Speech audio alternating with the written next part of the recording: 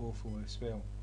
What we're going to look at is an arc, which is a circle, and it can be an oval, and it depends on the dimensions.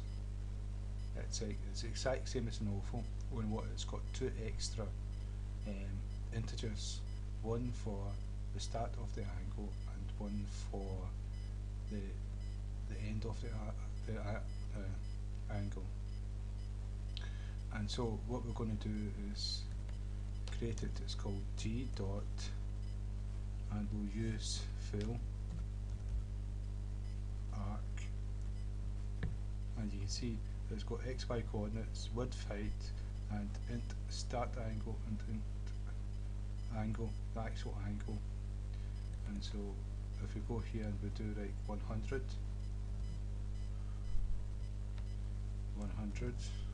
just to separate it from the other ones.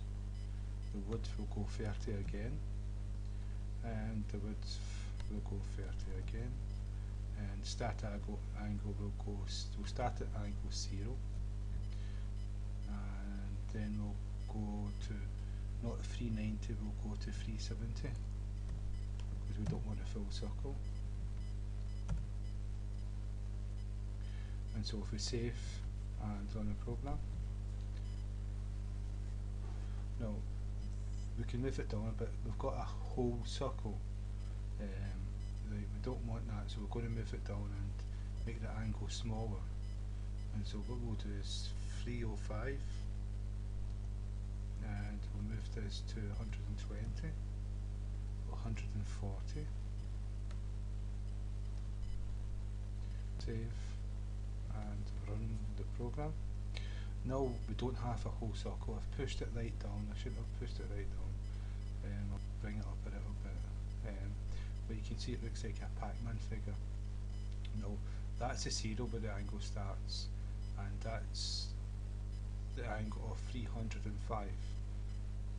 This will be 380, and we've done 317. There wasn't a white space here. We couldn't see it, but it should have been. And so the XY coordinates was 140, somewhere about here. It's the same as a circle, only what you can change is you could do a Pac-Man. You could start at 90, angle 90. Let's see what happens here. Right. So that's 90 there, then it's went down 305 degrees and stopped. So if we take it to 180 degrees, which is halfway round, now we've got that's 90 and that's 180. So if, instead of 180 we do 220.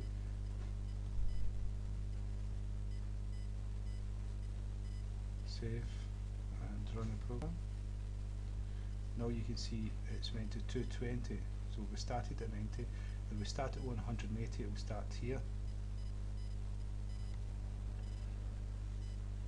So we start at 180, and it will start where I pointed to, and it will go right round 120 degrees.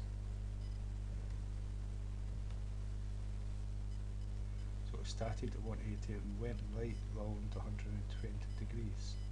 So that's an arc instead of an oval. So we created a circle like that, and we created a circle here because we've got the exact same width and height. Now if we change the width and height, we'll see we've got an arc of an oval. You can see that there. So it's an oval. We created the width longer, so it still went on to 220 degrees and stopped. So you can see what you can use this for. You can also use it for, if we, let me see, we start 180 and we go 108. If we go like, let's say 10 degrees, so it's going to go to 190. So this should be like a pointed, like a pointer. So if we save run a program. So that's where it started there, and best way to explain that, this is a part of the circle, and let's see, so it's 140, 140, 30. If we make it 30 again, maybe see it better. Okay, so it's a wee bit like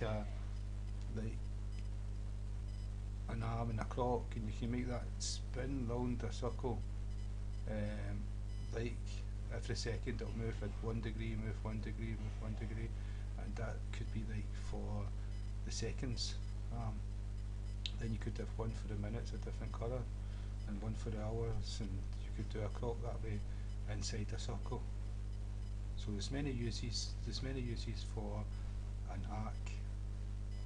You've also got the draw arc, where the outline of the arc will be drawn instead of to fill the whole arc with a colour.